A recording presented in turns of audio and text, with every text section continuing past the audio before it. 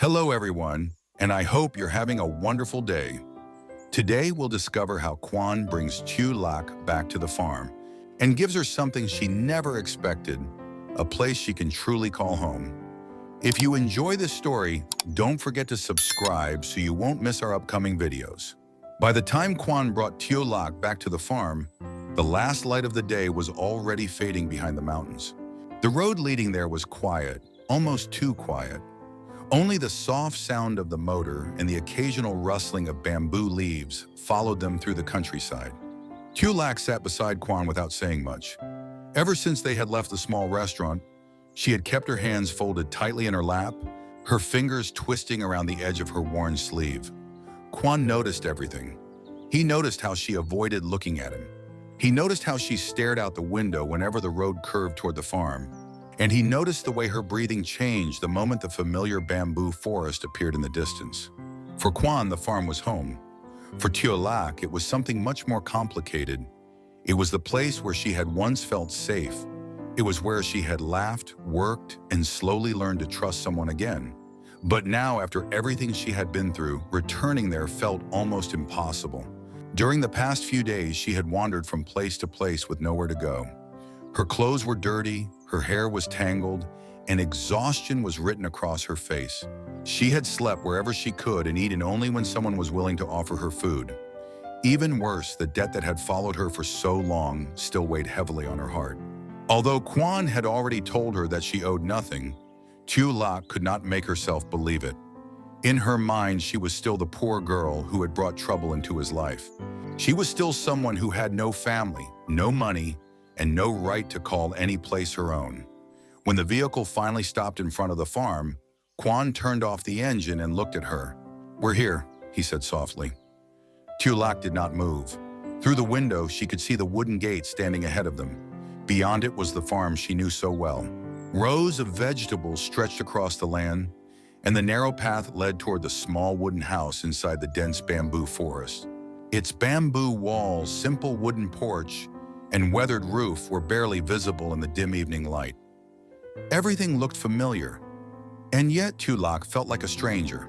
Quan opened his door and stepped outside. After walking around the vehicle, he opened the door for her.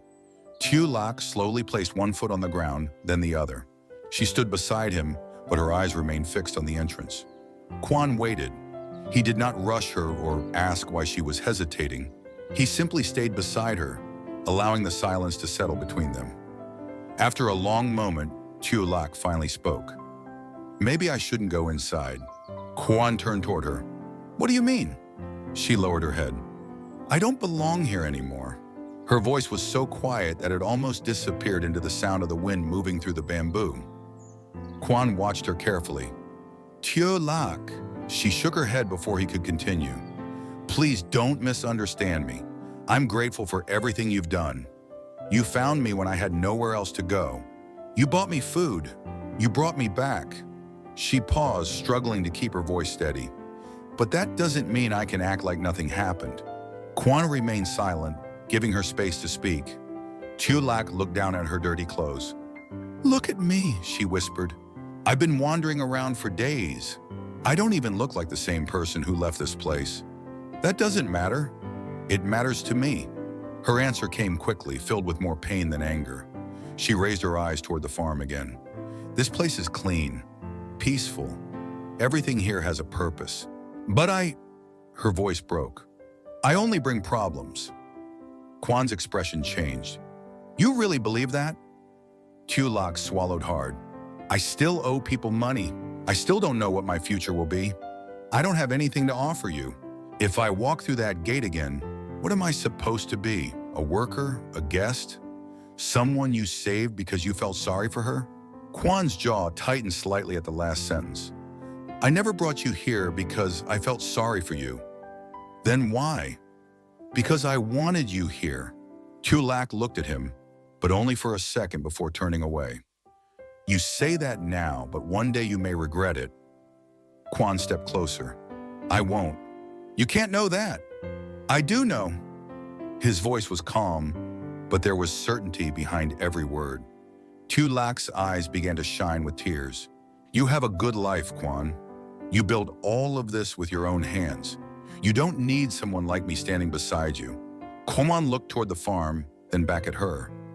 You think this is a good life because there's land, a house, and a garden?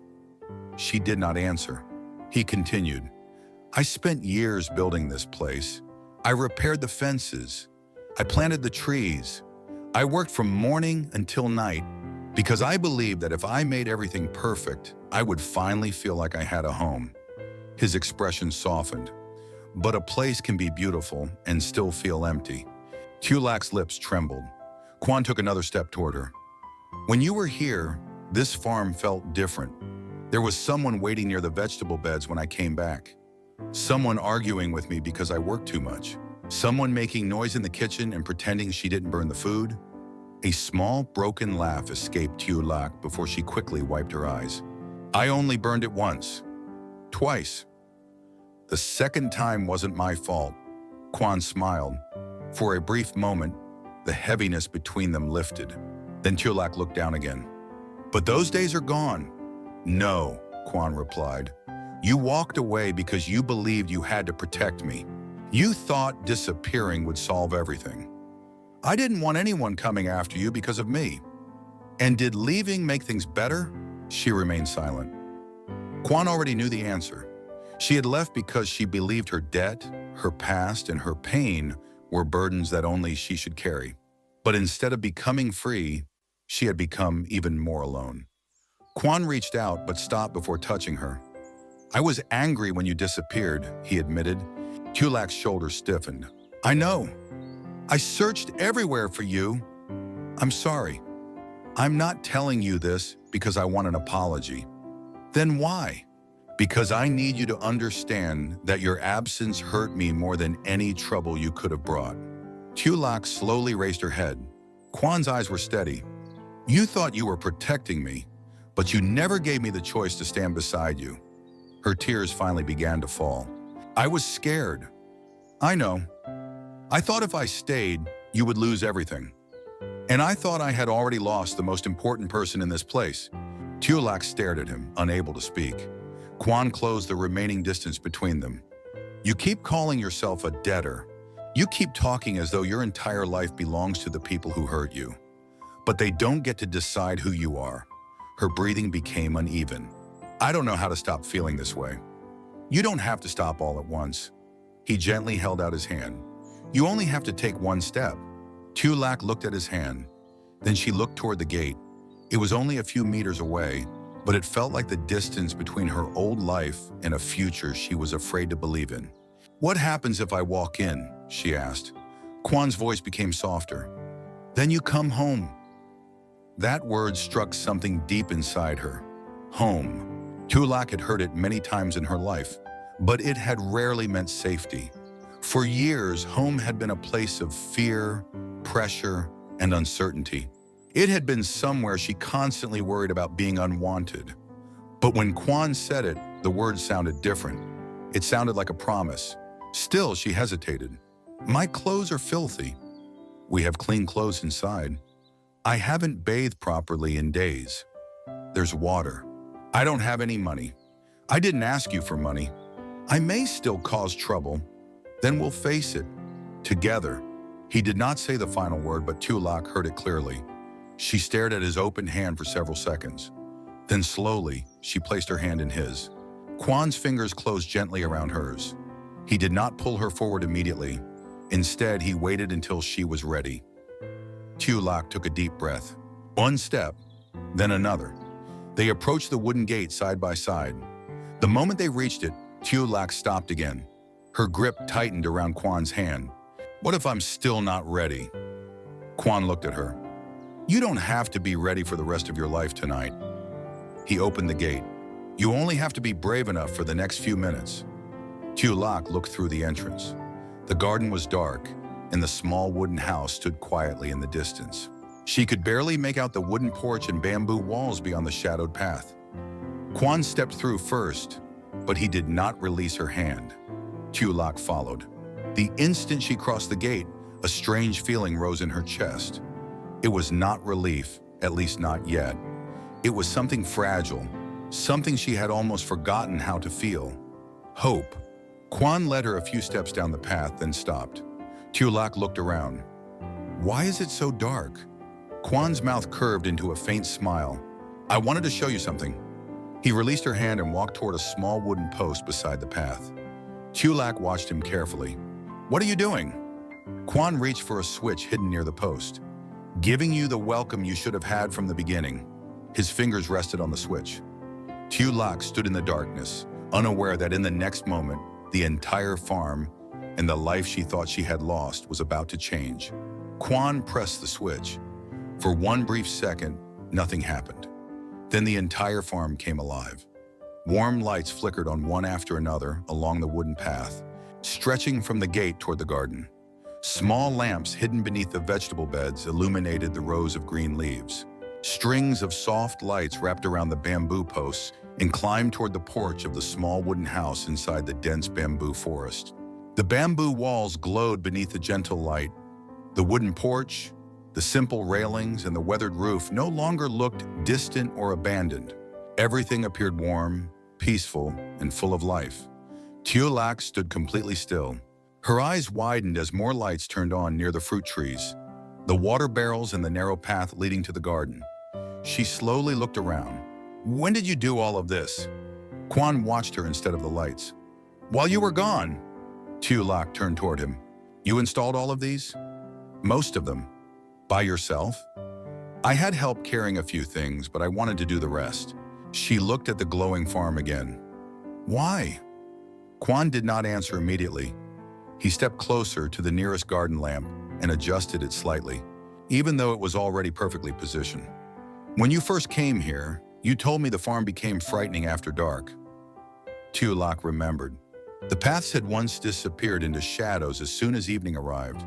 She had been afraid of walking from the vegetable garden back to the house alone. Every sound from the bamboo forest had made her stop and look over her shoulder. You remembered that? I remember everything you tell me. Her eyes filled with emotion again. Quan looked toward the small wooden house. I thought that if you ever came back, I didn't want you to stand at the gate and feel afraid. Tieu Lac lowered her gaze. But you didn't know I would return. No. Then why keep working on it? Because hoping you would come back was better than accepting you were gone. The words left her speechless. Quan walked toward the center of the path. The lights reflected softly across his face as he reached into the pocket of his jacket.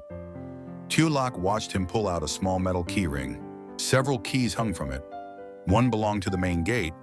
Another was for the storage room near the garden. A smaller one opened the cabinet where they kept farm records and money for supplies. The last key was for the wooden house. Quan looked at the keys for a moment, then held them out to her. Tieu Lac stared at his hand. What is that? The keys to the farm. I can see that. They're your. Her expression immediately changed. No. Quan remained calm. Tieu Lac. No, Quan. She stepped backward, shaking her head. You shouldn't give those to me. Why not? Because this is your property. You built this place. You worked for it. And I have no right to hold those keys. Quan took one step closer. Who told you that? No one has to tell me. It's obvious. Nothing about this is obvious. Tieu Lac looked at him in disbelief. I arrived here with nothing. You gave me work, food, and a place to stay. Then I disappeared and caused you even more trouble. How can you stand there and say these keys belong to me? Because they do. They don't. Quan's voice remained patient. You're still thinking like someone who needs permission to exist. Tieu Lac froze. You believe that every meal has to be repaid. Every kind word creates a debt. Every place you sleep can be taken away the moment someone changes their mind. Her lips parted, but no answer came. Quan continued. That may have been how people treated you before, but that is not how I will treat you. You can't simply give away a farm because you feel sorry for someone. I told you before, this is not pity. Then what is it? Quan looked directly into her eyes. It's a decision. Tieu Lac's breathing became shallow. What kind of decision? The kind I should have made clear a long time ago. He gently took one of her hands and turned her palm upward. Tieu Lac immediately tried to pull away. Quan, please. But he did not force her. He simply waited. When she stopped resisting, he placed the keys in her open hand. The metal felt cold against her skin. Tieu Lac looked down at them as if they were something far too heavy for her to carry. Quan slowly closed her fingers around the key ring. "I already told you," he said. "You don't owe anyone." Her eyes began to tremble. "You don't owe the people who frightened you. You don't owe the people who used your kindness against you. And you don't owe me for bringing you home." Tieu Lac's grip tightened around the keys. Quan's voice softened. "From today onward, you are not staying here because I allow it." She looked up at him. "You are not a guest." A tear rolled down her cheek. "You are not a servant." Another tear followed. "You are not a debtor." Tieu Lac shook her head as though she could not bear to hear anymore. Quan stepped closer. "You are the lady of this farm." The words seemed to stop the entire world around her. Even the rustling bamboo became distant. Tieu Lac stared at him through her tears. "What did you say?" Quan smiled gently. "You heard me." "No, say it again." "You are the lady of this farm." Her face crumpled. For so long she had believed her life would always be controlled by what she lacked. No money, no family, no security, no place where she could stay without fear. She had spent years believing she was someone people tolerated until she became inconvenient. But now Quan stood before her, offering something she had never dared to ask for. Not shelter, not temporary protection. Belonging. Tieu Lac looked down at the keys. "What if I don't know how to be that person?" "What person?" "The woman you think I am." Quan shook his head. "I'm not asking you to become anyone else. But a lady of a farm should be capable, strong. She should understand the land and know how to manage everything.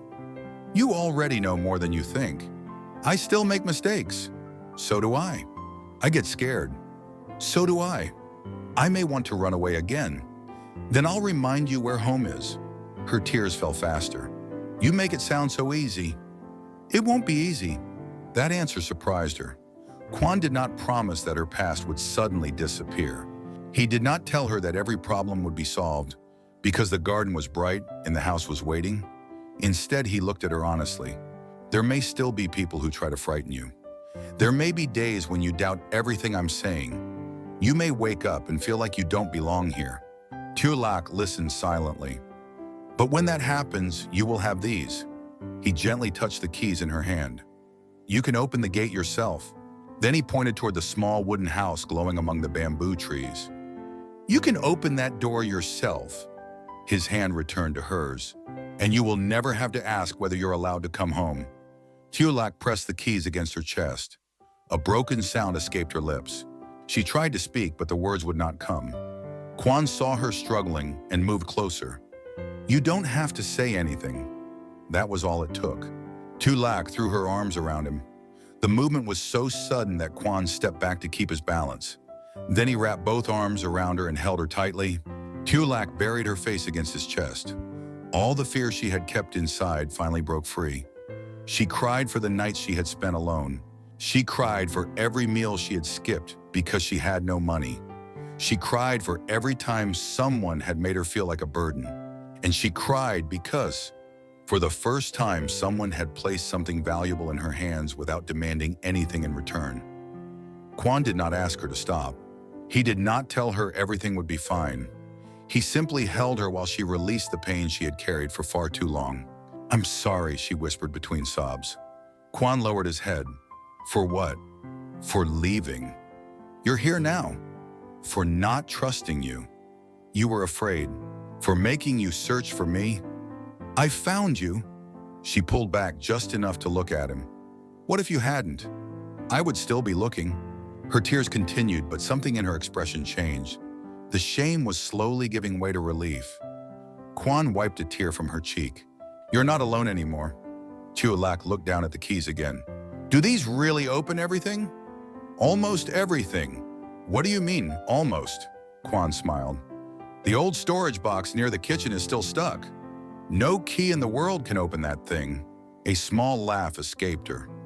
"That's because you refused to repair it." "I repaired it twice." "You hit it with a hammer." "It opened." "For 3 minutes." "But it opened."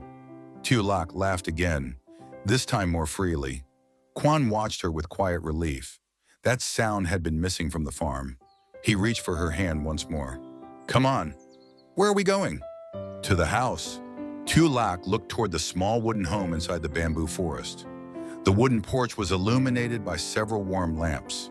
The bamboo walls shone softly, and the open space beneath the roof looked exactly as she remembered it.